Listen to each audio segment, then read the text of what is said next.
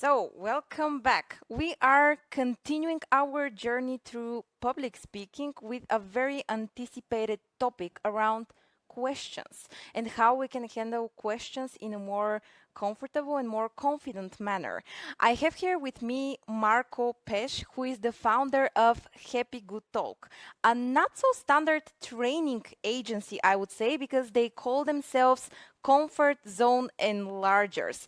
And what I really like about what they do is that they train people how not to be standard boring speakers, because I'm sure you are all fed up with those, and that's something that Marco is also going to share with us today, the tips and tricks on how not to be boring and how we can handle questions and how we can handle the questions that are coming during or after our presentation. So hi Marco, we are very excited to have you here with us today.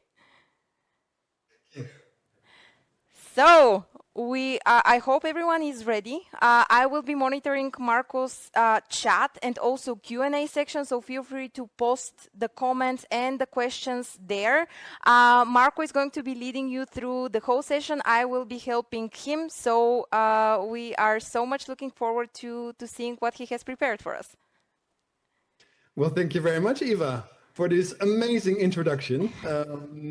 And let me then also start off by the objective of this coming 45 minutes, because I am going to share all my public speaking presence with you in order for you to turn those dreadful Q&As, and yes, we've seen quite some dreadful Q&As, into a haven of joy for you and your audience. Well, I just had an amazing introduction. We know Eva is here as well as a moderator, and I'm just gonna see if everything works and all, and we're gonna use the chat for that, because I've been here for now also since yesterday morning. I've seen quite some workshops, and there is so much inspiration. I just love all the inspiration. So I'm curious on what is the one thing that you've learned either yesterday, either this morning? And please use the chat, the track chat for this. So just put a one-liner in there. What is it you've learned? A new tool, some inspiration, perhaps new ideas on what to do. We're just going to see if the audience is warm, and we're just going to warm you up for the things we're going to do. So let us know, what is the one thing that you have learned, and learn from each other. I think it's amazing to share this inspiration with all of us. I'm just going to share with you while you're typing or thinking on how we are going to do this. Because this is an interactive workshop and I am going to need your inputs. Because we're talking Q&A, so there will be questions from your side and there will be answers from my side, but we'll also learn from each other. There is the track chat, so not the event chat, but the track chat. Just look at that, and there you can post all your experiences, some comments on what we're doing here. There is also a small Q&A section there, and there you can post your official questions for this session. I will check with Eva on what is happening in the chats and what questions you have. You can, throughout the entire session, you can ask questions. There will be some moments in between where I will check with Eva on questions and what's happening in the chat, and if I can answer already some. At the end of this workshop, say the last 10 minutes, there will be a Q&A session as well. So if you're still thinking on, well, questions, I've got no clue what to ask, not to worry. There is enough time for that. And I'm also curious on what topics you would like to know more on. So I'm going to ask you to, on the right side of your screen, there is a Mentimeter. And if you click on that, you can actually help me on input. So just let me know which one, what topic are you most interested in? And yes, it's a multiple choice. You can choose more answers. So just let Eva and me know, what is it you would like to learn? And I'm very curious on that, what it is you would like to learn. And as you are Yeah, you should be hearing me now. I was saying that there is quite some action in the chat, and already people are voting in the Menti tab. Results are, because I see them live, so results are changing, but there is one winner here, which is how to engage your audience to ask questions. The second one, now there is a bit of fight between how to prepare for a Q&A and how to handle my own anxiety.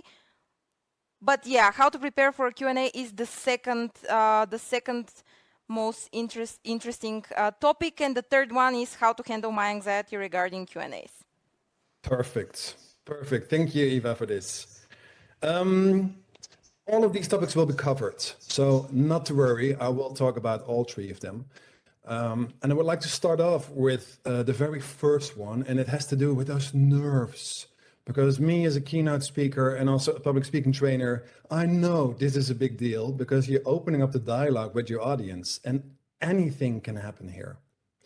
I would like to share a short story with you. And here back in Amsterdam, the Netherlands, where I am at the moment, we have an event called Fuck Up Nights. And they invite speakers on stage to share their biggest fuck up ever in front of a strange audience.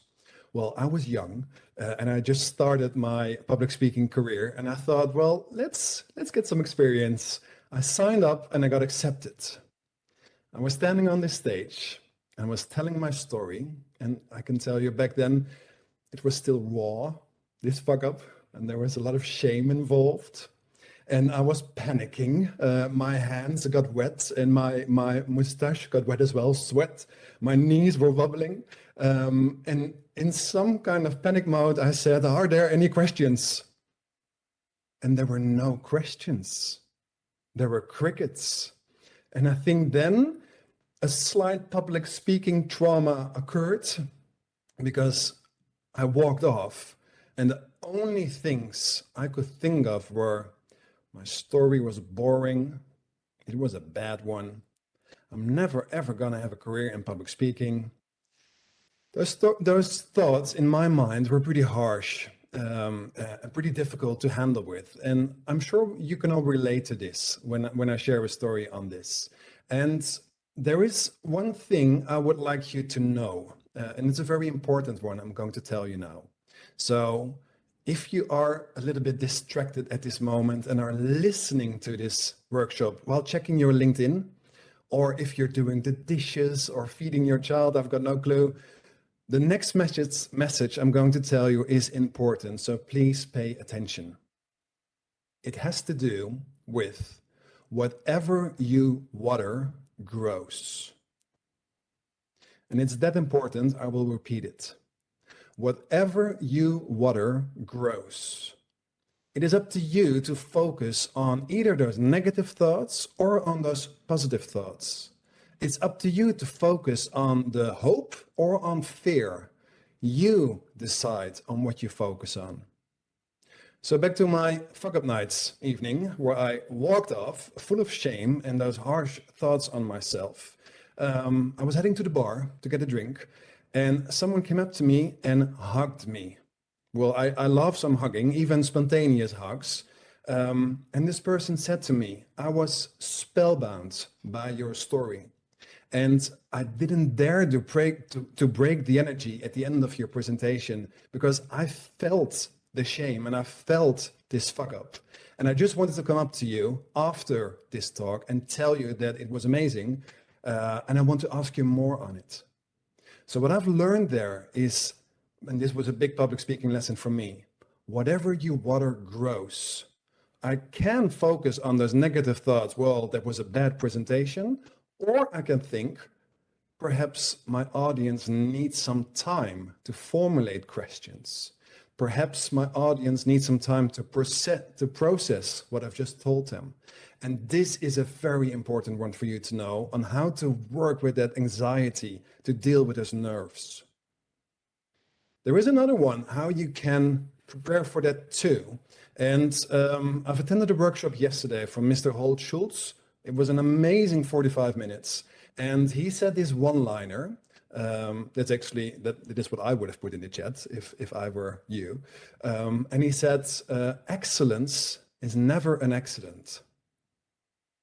Well, this is a great one. And for me personally, I translate this into preparation. And when talking Q&As, you can prepare this. What I did with this session, I talked to my team on, I was hosting this workshop about Q&As. What questions would you ask? What is it you would like to know on Q&As? And when we coach people, and it's a big impact presentation, we even have a test audience and monitor the questions they will ask after the workshop.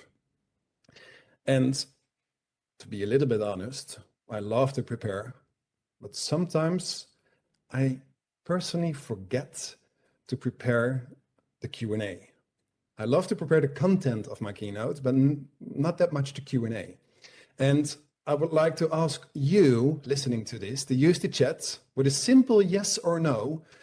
Do you prepare the Q&A or only the content of your keynote? So with a yes or no, do you prepare your own Q&As? And yes, we can be honest here. Just let us know. Do you prepare for the Q&A? Let's see. Okay, Let's see, so Eva, what is it you're seeing in the chat? yeah, so let's see. I personally always prepare for the Q&A, but yeah, okay, so most people are actually saying no, no, never. Some are saying yes, but there are only a few. Okay, so sorry, there is so many comments. But yeah, so let's say the majority are saying no. That's interesting. Nice. I can relate to that. And well, preparation, it is a good one to think about it, and perhaps even as practical as if you would listen to your own story, what kind of questions would you ask yourself? It really helps if you do that.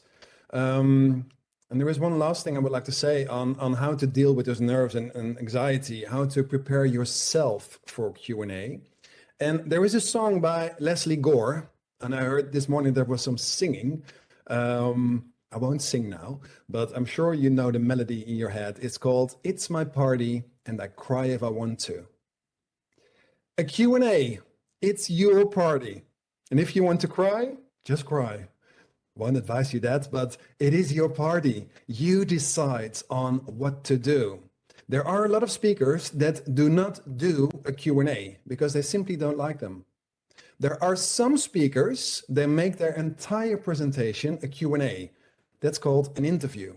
So they actually hire an interviewer, and they, instead of a monologue, they hold a dialogue with the interviewer, and an audience is listening to it. And there are all these different forms. It's your party. You decide on how to do the Q&A. And let me now share you some insight on what Eva and I did, how to make it our own party, because I think this conference is amazing to learn from professionals, to learn from each other. And what we did, first of all, the Mentimeter, the slide we had in the beginning. The reasoning behind that is actually to frame the type of questions that will pop up. Because we gave you 5 topics, and I did that in order for you to think about those topics and perhaps formulate some questions on that. It has to do with framing. I also did it just now with the preparation, with a simple yes or no answer in the chat. It is me who decides on what kind of answers there will, or what kind of questions the audience will ask, right? Yes or no. What I've also did with Eva is to check regularly, like what's happening in the chat. I've shared my outline with Eva, so she knows what we're going to do. And Eva, I'm pretty curious, what is happening in the chat?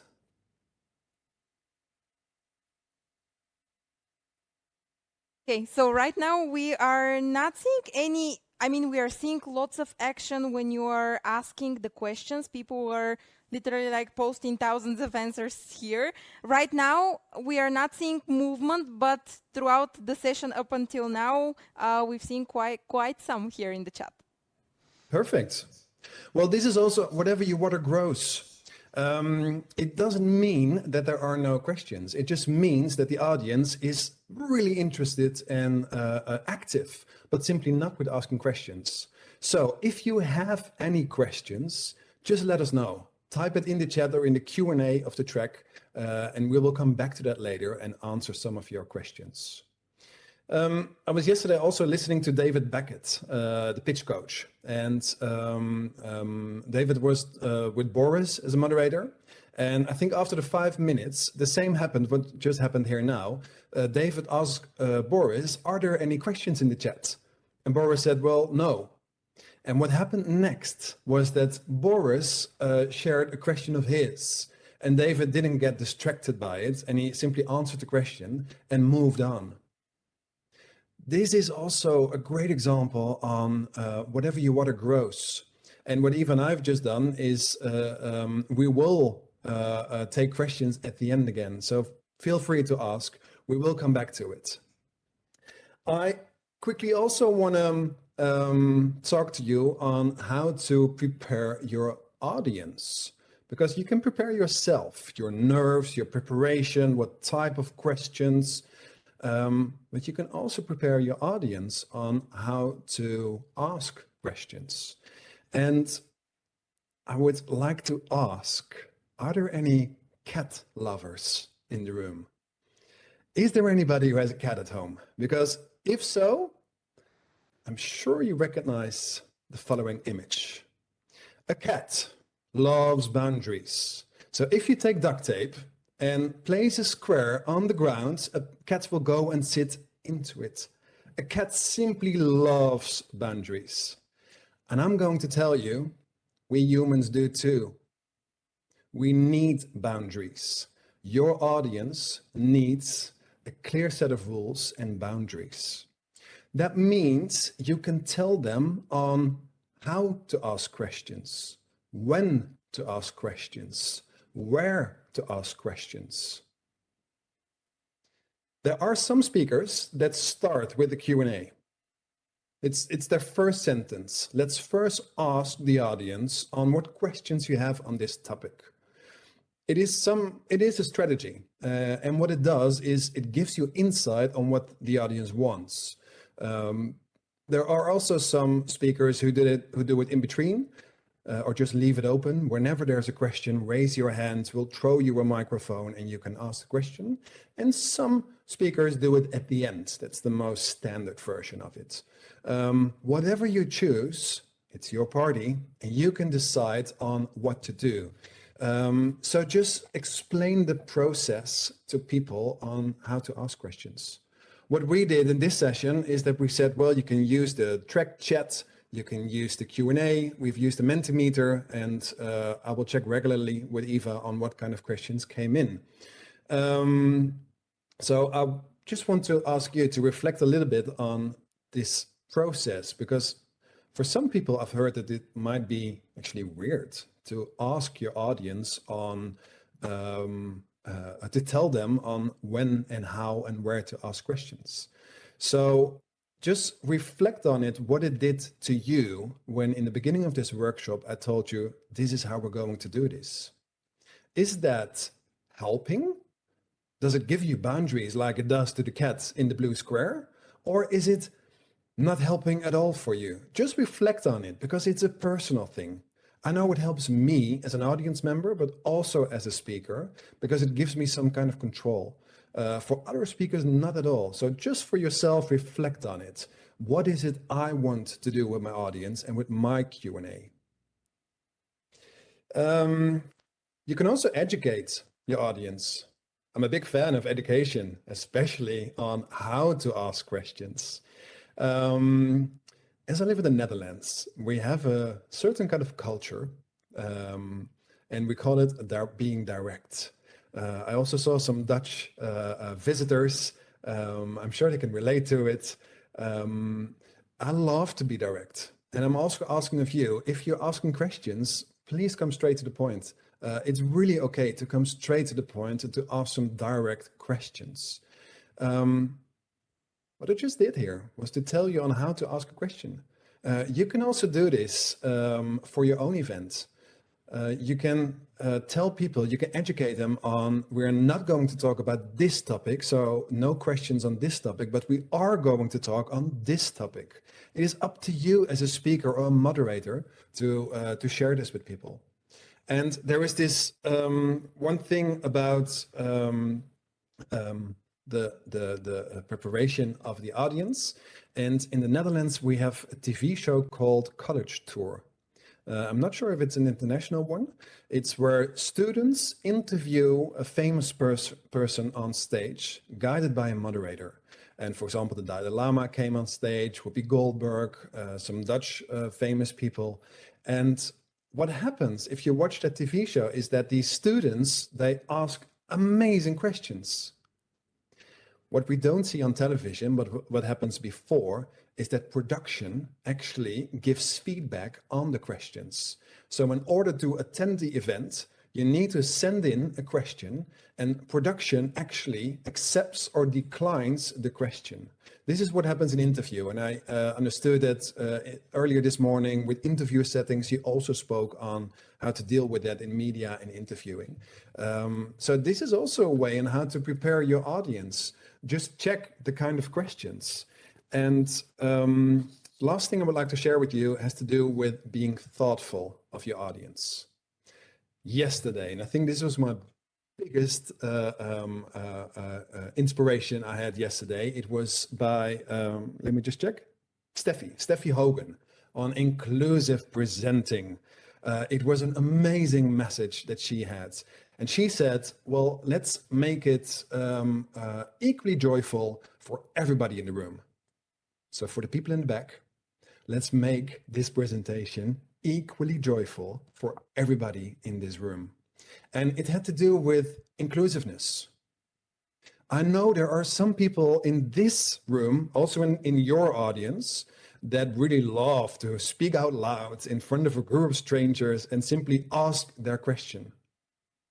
There's also a part of you, a group of people, that need some time to think. They need some time to reflect, and they're what are used to chat. I'm going to ask you to be mindful and thoughtful about all these different kind of people in your audience. And I just want to share the following question with you. There is a difference between do you have a question versus what questions do you have? Just look for yourself what the difference is if I tell you these two questions. I'm sure there will be some audience members who will answer the first question with a simple yes or no. With the second question, you give your audience members time to reflect, time to think. And the person who will answer with a yes or no on the first question will now actually give you an actual answer or question. Eva, I'm just going to check with you again. What's happening in the chat? So there is action in the chat and also in the Q&A. There is quite some questions in the Q&A. Nice. Well, let's Yeah. do a few. Okay, so we'll go by popularity because I think that's fair because people can vote on the question. If they find a question they like, they can vote so that we can see it upper. So the most popular question right now is how to give time to your audience without hearing the crickets, which I think is very much linked to reframing that question about do you have any questions and what questions do you have? Yes. Well, what really helps is being mindful and thoughtful of what I've just told you. Some people need time to reflect. I know personally, I'm an introvert. I need time to think. If you ask me what kind of questions do you have, a lot, but I can't filter one out now. So I need time to think. So what I do with you is I tell you in the beginning, there will be questions at the end. When I first came to Eva and asked her what's happening in the chat, Eva said, well, there are no questions yet. We actively engage you again. There will be questions coming up. So what I'm doing there is that I'm preparing you as an audience member. There is room for questions. Perhaps now, but definitely later. So I'm giving you time. So to answer the question on how to avoid those crickets, introduce the fact that you're going to ask questions, fill up some time with explaining something else, and then come back to the questions. Awesome. I hope it helps. Do you want to do another one now or should we leave Yes, them please. to... Let's do one more. Okay, so one more, which I think is also very interesting, how to react if the audience is asking one and the same uncomfortable question several times and still requires a more concrete answer from you. Yep. It's in the last sentence and still requires some more information from you. It means the answer you have given isn't satisfying the audience. So it has to do with how you say it. And there is one big piece of advice I can give you in this. Just imagine your audience are adolescents, 16, 17-year-olds. If you can explain your answer to an adolescent, to a 16 or 17-year-old, the entire audience will understand your answer. Because it's not childish what you're saying, it's simple what you're saying.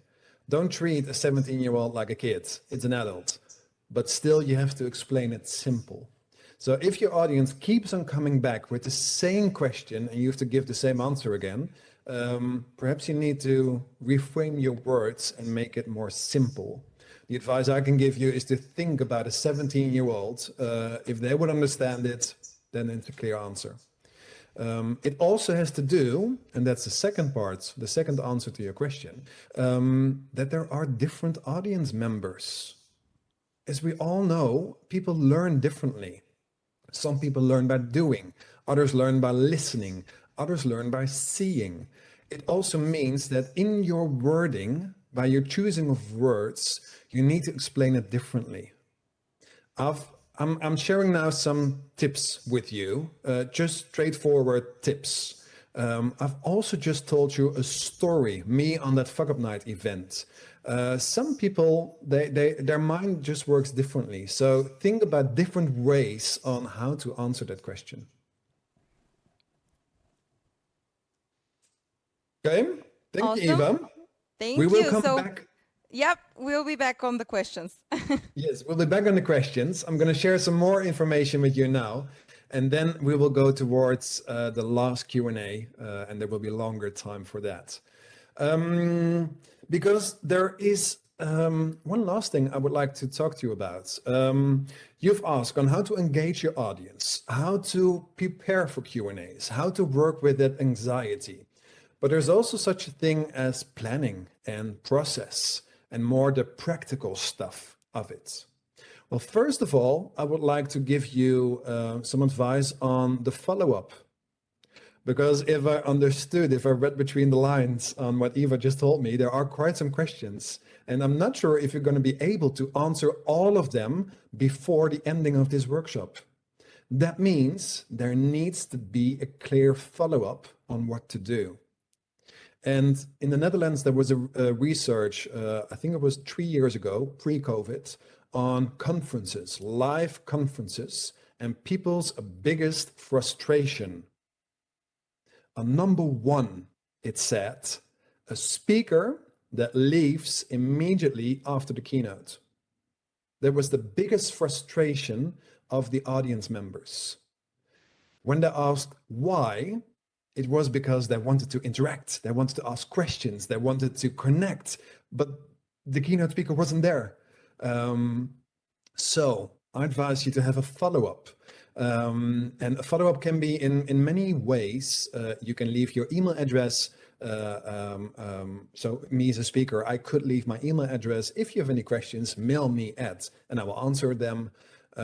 Me personally, as Marco, today, I will tell you that I'm going to be in this digital conference for the rest of this afternoon. So if you have questions, send me a direct message, or I will look through the chat and see what I've missed. So it will be a follow-up. But you can also just point them to some websites, to YouTube films, etc. And I would also like to share the following one with you. And it has to do with normalizing the not knowing. I think it's so refreshing when a public speaker says, I don't know.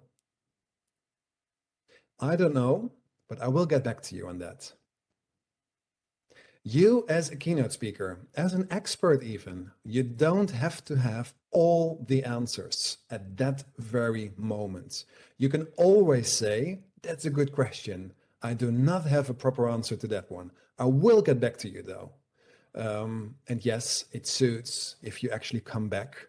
And if you don't have an answer, that you come back and say, I don't have an answer yet, but I will get back to you on that. So let's normalize the not knowing. And yes, I really encourage you to actually also say at sometimes, I've got no clue. You're a human as well as a keynote speaker, and it's perfectly fine to not know, but please do get back to it and follow up on it. And I also want to share some online production. As you see, we have an amazing moderator. Eva, you are doing an amazing job. So thank you for that. If you are working with a moderator online, make some agreements, talk it through. Just know on what it is you're going to do because you need to cooperate together. And I'm advising you, if you are in a digital meeting with more than 20 people, look for a moderator because you simply cannot do it all. You can't look at the chat. If I were to operate the chat or the Q&A at this very moment, I would have to pause my talk. And that wouldn't help any of us. So if you have a group bigger than 20 people, look for a moderator. And of course, after this conference, we all want to ask Eva and Boris to moderate for us. I get that. But you can also ask colleagues or assistants or just anybody sitting next to you. Please, would you help me with monitoring the chat and letting me know if there are questions that I can answer? So that about online. And then the very last part, it has to do with this one awkward question. And I'm not sure if it happened to you already. It happened to me a few times now. If you're holding a Q&A, sometimes there is this one awkward question that is completely off topic, non-relevant, and you've got no clue what to do with it. There is a great example of Bill Clinton back in the days on an MTV show where some of the audience members ask boxers or briefs. There are more of these examples and it can completely throw you off track. My advice, again, whatever you water grows. It's your party. You decide on whether or not to answer this awkward question or not. You decide to crack a joke out of it or to actually be affected by it and share that with your audience. I just want to prepare you that sometimes there will be awkward questions and know that it's fully acceptable that you say, well, that's an awkward question, and I'm not going to answer that question here on stage. If you want to talk to me afterwards at the drinks. And now we move on to the next question. So just know that happens. Eva, we're going to go to the questions again, because this will be the final Q&A. I won't share any more theory or others with you, but I am curious, what are questions that we have in the chat at the moment? Okay, so we have actually plenty of questions. One that is currently quite popular, but I think you partially answered that, was around not knowing something and the fact that not knowing something is absolutely okay, but you need to follow up with the person afterwards. So just a slight addition to that question, but what happens if you don't have access to the person who asked that question? Like if you don't have their email or any connection with them, what would be your advice there? Yep. This happened to me while standing on stage on a live conference. And I told the person in the room, please come up to me after this. I will stay for drinks. Please walk up to me so we can exchange contact details. So I left the responsibility with the person asking. If this happens online, you can do actually the same. Send me a direct message on this platform. Of course, it's impossible for you to, if there are 1,000 audience members, to know how to reach that one person. So leave the responsibility with the person who asks the question.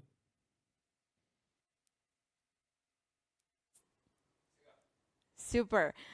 So what is your opinion if the audience, after everything we've done, does not have any questions for some reason? Does that mean that they're not engaged or that the speaker was really good at communicating the topic and they simply were out of questions?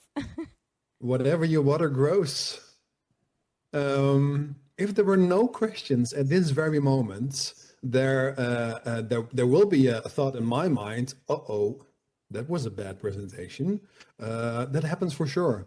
But I also have thoughts in my mind, like perhaps I've said it very clear. Perhaps it's Friday afternoon, it's lunchtime, and people are tired. There are so many things that are out of your circle of influence. So if there are no questions at all, I'd say 9 out of 10, it has absolutely nothing to do with you and everything with the other. So if you can stay in that mindset that it has nothing to do with you and that it's perfectly fine for an audience to not have any questions, that's great.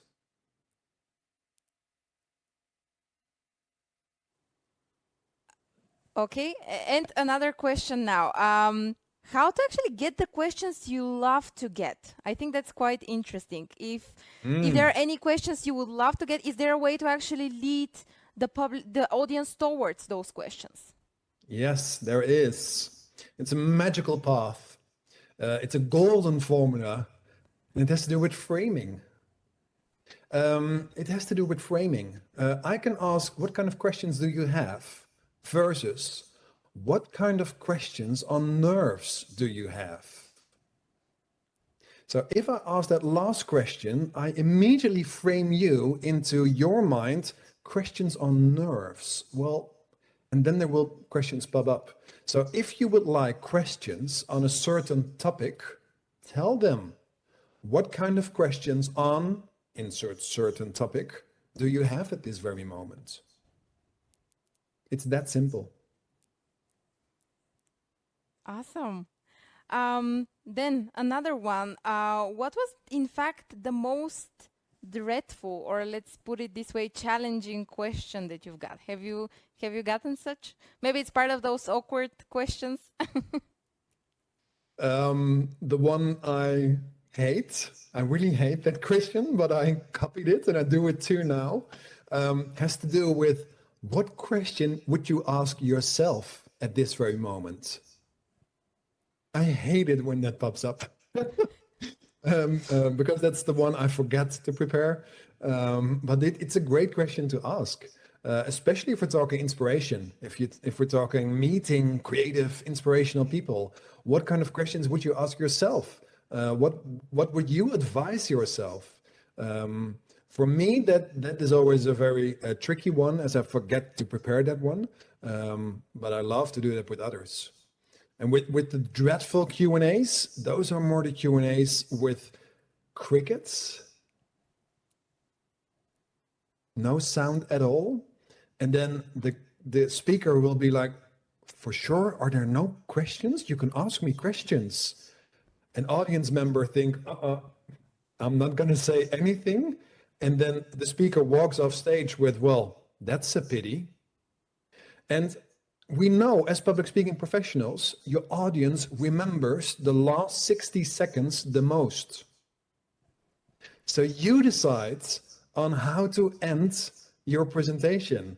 And I will give you a hint already. The last minute will be me giving you 3 very amazing and practical tips, just in case there were crickets. Awesome, I love that.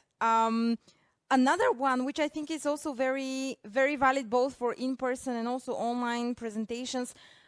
Sometimes the presenters leave the Q&A session after the presentation, but eventually, because of time constraints, there is simply no Q&A. So they say that you can send the questions over email or in a private chat. This is quite frustrating as you want to ask not only for the answer, but also for the audience. So is there a way to fix that? Yeah, there is. And it has to do with the objective of your presentation. The objective of some presentations is simply dropping the bomb by dumping information. That's it. As a speaker, I'm not interested in your questions. I'm not interested in debate. This is it. So If that's the objective, I can imagine that there will be no questions at all. And yeah, okay, perhaps I'll be nice. If you have questions, just send them afterwards. But if your objective is to get people activated or to engage discussion, you need to build in time for these questions. So it has everything to do with the objective of your talk, of your presentation. And a Q&A is an instrument on getting that objective. And what happens when we have questions that are more like a statement? You know, when someone goes and says, "Hey, I have a question," and they simply just do a statement or they say what they think of a certain topic. What Yep. would be your advice here? I have to say that's I hear a lot of males doing that. Um, um, what I tend to do when that happens, and what's your question again? It is perfectly fine to make a statement, but sometimes it's a bold statement. Most often it's a rude statement, and it's also a very dominant statement. And dear audience member, it's not about you, it's about all of us. So if I feel that's the energy, I'm playful enough to say and also kind enough to say, and what's the question behind this? And by doing that, you give a sign towards your audience. Statements can be made in the bar. This is for questions. Yep, totally agree with that. And how do you deal with the question who is totally out of line and it's clear the person asking is not following the discussion, and you still want to get back to the main line of the discussion? Yep. This also has to do with excellence is never an accident. Prepare. If you prepared your main message, you can always come back to this main message. My main message has to do with, oh boy, lots of Q's but no A's. So if you would ask me now a question about what's the weather like in the Netherlands, it would be a non-relevant question to this because it's a public speaking conference. So it would be fair enough to say, well, I really like that question, but as we are in a public speaking conference talking about Q&As, let's get back to questions that have to do with the Q&A. Because I've prepared my main message, I'm very confident in saying something like this, getting people back to where they need to be. Remember, you as a speaker can educate your audience and can give them a set of rules and process. It's you who decides because it's your party. Absolutely. I fully agree on that. There is a lot of questions, but unfortunately, not too much time. So let's do actually one more, so that also Yes. we can wrap this up. I think this one is very valid, and probably people have been in that situation. What if in the audience, or there is one person from the audience interrupts you all the time, even if you have told them when to ask questions? And they're constantly saying, "Hey, I have a question." What can we do in Yep. that situation? Yep. This is a tough one. And there's not a simple answer to that one. I've been a moderator once for, it was a debate actually, on a building site with the people versus the government. It was hard, and I decided never ever to do that again. It's not up to me to do that, and I think it's very personal and context dependent on what you can do then. If this person is doing this, it means there is a need, a frustration that this person has. Otherwise, he or she wouldn't be acting the way they are acting. It's up to you now to decide whether or not you choose to take the. I'm looking for words here now. It has to do with the individual versus the group. Whether or not to focus on the group process or to focus on the individual process. And when I was doing this debate, I remember me saying, that's a very interesting point that you're making, and I get that you're emotional about this, but this is a personal question. Now I would like to focus on the group process. And by doing that, there will be ambassadors of yours in the group who will agree. And what happened back then was that people actually said, yes, I agree. Let's bring it back to the group process. So it's a very difficult one to handle with, but it has to do with group process versus individual. And it's up to you what you decide. My advice, focus on the group because that's why you're there. Yeah, absolutely. I I mean, we answered plenty of questions. There are some more which I'm going to approve. I don't know, Marco, if you are going to have some time to answer those, because right now we have a longer break, so those can stay and you can follow up Yes. with those afterwards. So I will do so during the break. I will just review and approve those questions so that you can see them in the Q&A section. So do you want us to wrap this up so that we can go into the break? Yes, please. I never ever thought that Q&As was such an engaging topic, but it is because it's a great way to have a dialogue with your audience. So let me just share three amazing tips for you on what to do. The first one, whatever you water grows. Yes, there might be crickets. Yes, there might be no questions at all. 9 out of 10, it has nothing to do with you. Perhaps audience members need to process. Perhaps, I don't know what happened, but nothing to do with you. Whatever you water grows. The second tip, and I find this really amazing, but let us normalize the not knowing. It's fully fine to say, I do not know, as long as you follow up. You're the expert. So if you do not know, get the answer. It's totally fine to not know. And the third and last one, it's your party. So let's make it your definition of fun. This has to do with that I'm fed up with all the standards, your definition of fun, because that means you will be at your best and do whatever feels good for you. Thank you very much.